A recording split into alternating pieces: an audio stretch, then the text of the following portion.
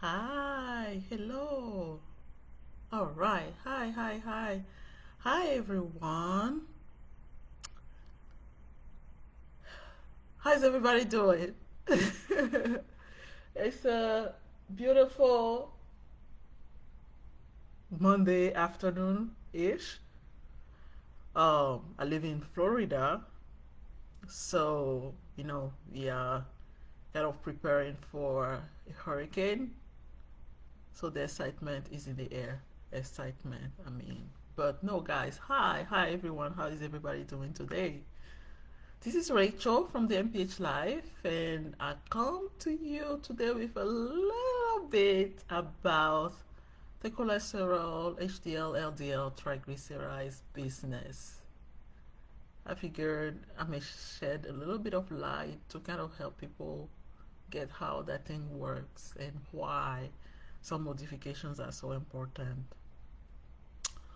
Of course, at the MPH Life, we offer health coaching, and by health coaching, I don't mean putting you on some type of specific diet program, company-ish stuff. By health coaching, we are actually filling in the gap or the deficit in our healthcare system today, coming from education, advocacy, empowerment. Okay, for you wanting to have a hold of your health, trying to understand more so you can do better and just finding yourself not finding yourself having stuff thrown at you, okay, and not resorting to Dr. Google trying to make sense of things. And of course, we also offer care management. That's private care management in the community here. Okay, it's concierge. So for those of you who have elderly parents, you are seeing changes, but you live in another state, you can be there. This is where we jump in. This is where we jump in. And specifically at the MPH, we are big on medication, advocacy, education, care coordination of appointments, reviewing records, making sure things are in order, that all specialists are kind of making sense with each other. So that's what we do. Without further ado, let's jump into this. So today we are talking about cholesterol, HDL, LDL, triglycerides. Why am I talking about this today? Because of how confused folks get about that business. They are like, yeah, people get confused for real. They get overwhelmed sometimes even by all those little terms. So let me break it down the way I would break it down to my brother who does not like medical terms, medical anything, nothing. Uh, and you have to break it down. So let's start. Cholesterol, when you get your lipid panel, they call it the lipid panel, right? Because all of those are lipids.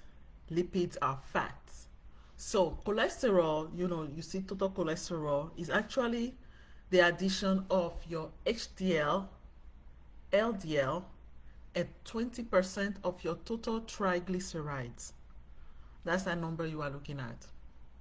So when it's high, when your cholesterol is high, it's meaning that either all three components are high or some of those three components is so high it got your total cholesterol high. Are you following? So you may have normal HDL, high LDL, high triglycerides. That will participate to your total cholesterol being high. And so you play around with the numbers and it will be high. The only thing is that HDL, a higher HDL is actually good for you. However, you will not see high HDL necessarily participate to high total cholesterol. That never happens, only because of the amount um, that circulates in the body. So now, you want to know, okay, what is HDL anyway? What is LDL anyway? What is triglycerides anyway? Well, let me tell you. Okay, HDL and LDL are lipoproteins, so they are fats with protein. We call HDL high density lipoprotein. We call HDL the good cholesterol We call LDL the bad cholesterol. Why?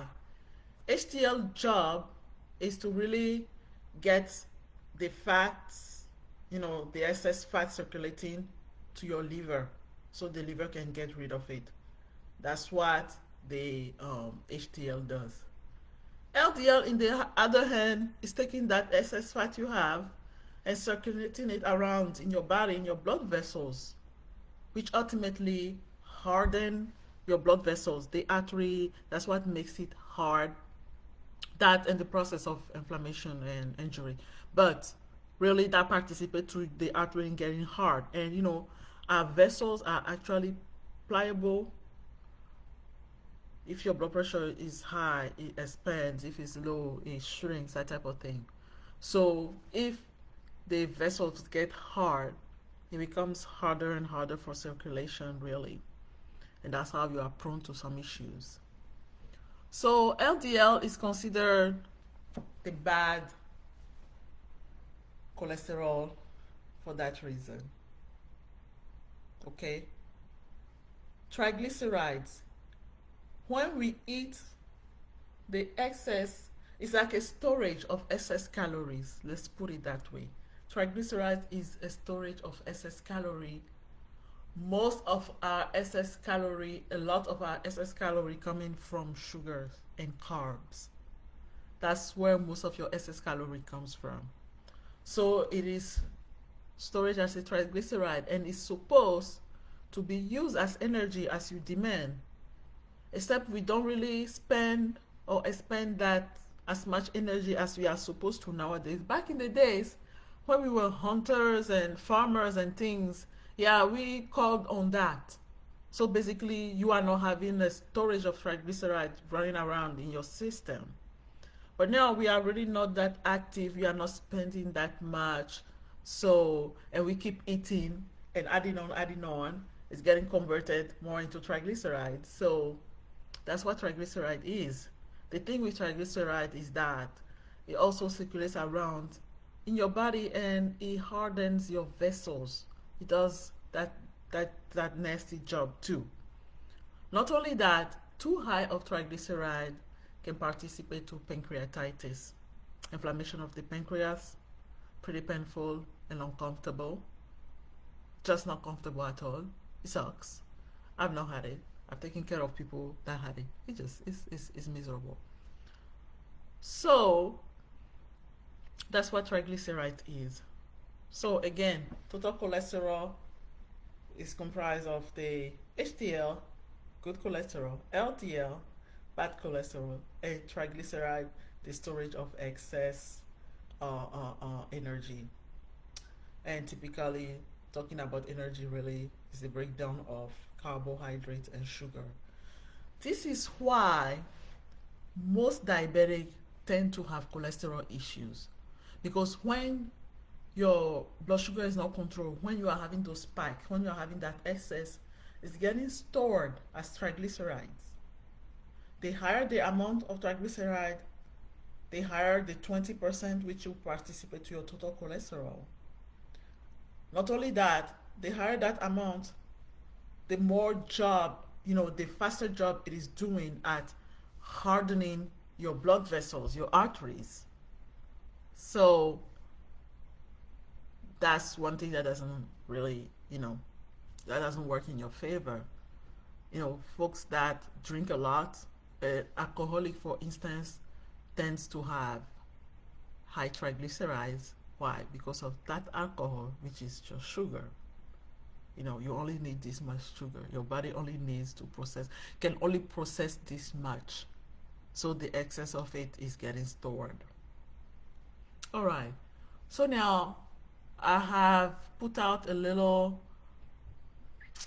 guide, if I can call it, of food that aid in bringing down your total cholesterol down, because what you want to do is bring down that LDL and that triglyceride number and really get the HDL to a good level. Why? Because the more HDL, the more of those of the fat is picking up and getting to the liver, so the liver can get rid of it.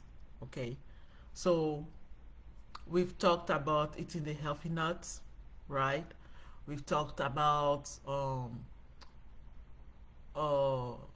cold water fish.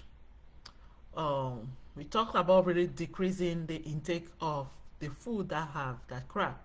So, the foods that are high in trans fat and all of the bad fats is only working against you. This is where olive oil is better, or oil of that sort are better for you because they help boost your HDL. Is that making sense?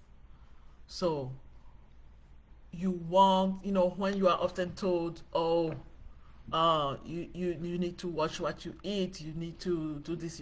It's not just a matter of not eating fried food. There's a bunch of other things you can be doing that will be participating to your cholesterol being out of control. And if you need some help with that, I'm here to coach you.